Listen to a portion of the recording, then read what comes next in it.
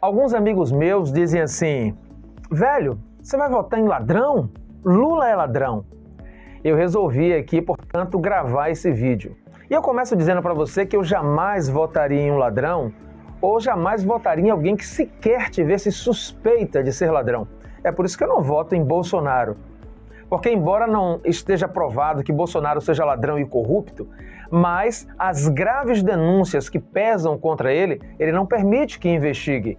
Você lembra que em abril de 2020, Bolsonaro deixou claro que ele estava disposto a trocar superintendente, delegado-geral da polícia, ministro, qualquer um que fosse para cima dele ou da família dele. E ele fez exatamente isso. Ele trocou todo mundo para que não se permita ser investigado. O Procurador-Geral da República, Augusto Aras, é chamado de engavetador-geral da República. Bolsonaro é um daqueles que não teve a coragem de colocar como procurador o primeiro da lista tríplice da Associação dos Procuradores, coisa que Lula e Dilma, os únicos, tiveram a coragem de fazer. Assim sendo, quem de fato tem, no mínimo, suspeita de ser corrupto é Bolsonaro. Quero lembrar para vocês que quando Sérgio Moro, ainda ministro da Justiça de Bolsonaro, o Sérgio Moro, que as pessoas chamavam de Super Moro, ele saiu do governo de Bolsonaro dizendo que Bolsonaro obstruía a justiça. Claro que a gente não tem a obrigação de acreditar em Moro, porque Moro é mentiroso.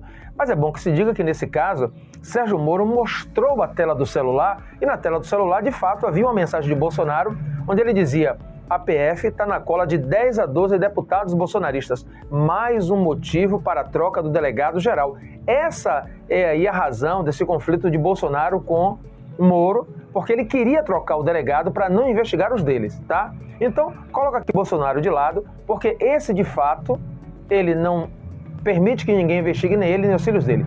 Mas vamos lá a Lula. E Lula? Lula é ladrão? Lula é suspeito de ser ladrão? Pois bem, o Ministério Público colocou nas costas de Lula 26 processos. Toda hora o Ministério Público processava Lula. Quebraram o sigilo telemático, telefônico, fiscal, bancário, a fim de encontrar alguma coisa contra Lula. De tudo isso, restou provado o seguinte: dos 26 processos, em 24, Lula foi inocentado, o processo foi anulado por absoluta falta de prova. De tudo que se quebrou de Lula, não encontrou R$1 de Lula roubado, não encontrou um apartamento, não estou falando de 26 apartamentos não encontrou um apartamento comprado por Lula, não encontrou um carro. Nas mensagens de Lula, não se encontrou nenhuma mensagem que se provasse corrupção. Nada, absolutamente nada. Portanto, nesses 24, Lula foi inocentado ou o processo foi anulado por absoluta falta de prova. Ah, mas teve os 2 de Curitiba que Lula foi condenado. É verdade. Lula foi condenado pelo juiz Sérgio Moro e pela juíza Gabriela Hart. Agora nós vamos, portanto, discutir esses processos. Vamos lá. No processo em que Lula foi condenado pelo triplex do Guarujá, a denúncia do Ministério Público dizia que Lula era proprietário de um apartamento que a OAS teria cedido para Lula por alguma razão e que, portanto, estaria configurado aí o crime de corrupção passiva. Bom, se Lula ele cometeu corrupção passiva, tanto o Ministério Público quanto o juiz precisa dizer qual foi o ato de ofício que Lula cometeu. E a gente vai falar isso um pouquinho mais para frente. Então, nessa denúncia do Ministério Público, dizia-se: Lula é proprietário desse apartamento que a OAS teria cedido para Lula. Fazendo uma investigação no cartório de registro da cidade, verificou-se que aquele apartamento que se dizia ser de Lula era da OAS. Aí o Ministério Público mudou a acusação. Não. Olha, na verdade, Lula ele tem a posse de um apartamento. Também verificou-se que isso não era verdade. Lula não tinha chave, Lula nunca dormiu naquele apartamento e era necessário que uma dessas coisas acontecesse para se configurar a posse. Lula fez apenas 2 visitas técnicas para saber se era interessante ou não comprar o apartamento e, por fim, achou que não fosse. O Ministério Público, então, mudou mais uma vez a denúncia. Disse que Lula não era proprietário, não tinha posse, mas o apartamento estava atribuído a Lula. A defesa de Lula, então, perguntou o que é atribuído juridicamente falando. Eu preciso entender para defender o meu cliente. O Ministério Público nunca explicou o que era atribuído. E o juiz Sérgio Moro, com essa denúncia, apartamento atribuído a Lula, ele condenou. Mas na sentença, ele precisaria dizer qual o ato de ofício que Lula cometeu. O que foi que Lula fez, usando as prerrogativas de presidente, que beneficiou alguém e, na contrapartida, Lula teria recebido alguma coisa. O que foi que Lula fez? Qual foi o decreto? Qual foi a lei? O que foi que Lula assinou? Ele tem que dizer isso. E ele simplesmente colocou na sentença atos indeterminados. Você aceitaria que um parente da sua família fosse condenado por roubo e na sentença tivesse escrito: ele roubou alguma coisa, não sei quem foi, quando foi, por que foi, como foi, só sei que ele é ladrão. Você aceitaria isso? Vocês estão dizendo que um parente seu é ladrão? Precisa dizer, ele roubou o quê? De quem? Quando? Mas alguém diz, não sei, roubou, sei lá o que foi, sei lá de quem foi, sei lá quando foi. Ele roubou em algum momento da história alguma coisa. Você aceitaria isso? Obviamente que não. Esse processo de Sérgio Moro, essa acusação, é a coisa mais ridícula. Ele estava plantando nulidade.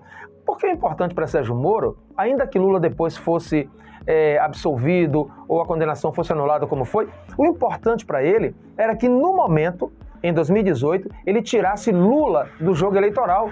Ele estava macumunado com Delanhol e com tantos outros para assim o fazer. E tanto é que os hackers descobriram que nas conversas de Moro com Delanhol tinha várias coisas ali ilícitas, não é? Combinando com Delanhol, olha, você solta uma notinha agora na imprensa, eu dou uma sentença depois, combinando testemunha, eu vou passar para você o telefone de uma testemunha, você liga, faz pressão no cara, enfim, tudo isso estava ali. E aí você diz assim, mas Lula foi condenado em segunda instância. O pessoal também fazia parte do esquema. É bom lembrar para você que o pessoal do TRF4, eles receberam o processo de Lula e em 6 dias eles alegam que leram todas as 250 mil páginas do processo. Desculpa a expressão, nem o Satanás consegue fazer isso. Ou talvez consiga, né, um ser sobrenatural, mas só o diabo, né, da ala do mal, né?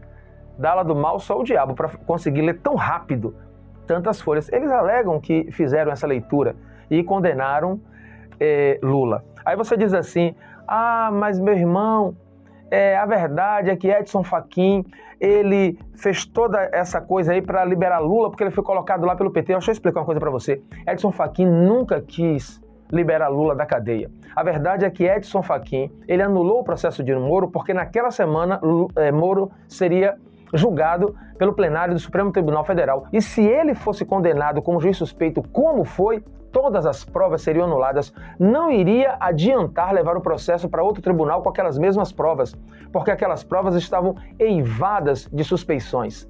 E foi isso que aconteceu. Não só Lula teve o seu processo anulado por Edson Fachin, como o próprio Supremo, no seu plenário, condenou Moro. E depois o Comitê da ONU também ratificou essa decisão, porque por 15 votos a 3, Moro foi considerado juiz suspeito. Assim sendo, eu voto em Lula porque Lula já foi julgado e não se provou nada contra Lula. Lula foi investigado. Lula e Dilma, volto a repetir, foram os únicos que colocaram como procurador-geral aqueles que foram indicados pela Associação dos Procuradores. Logo, eu tenho razões fortes para dizer Lula não é ladrão e sobre ele não pesa nenhuma suspeita. Agora, Bolsonaro, eu não posso dizer que ele é ladrão porque ele ainda não foi condenado. Ou será, acredito eu. Mas suspeitas tem muitas. E ele coloca sigilo de 100 anos em tudo que ele pode. O homem do povo, o melhor preço.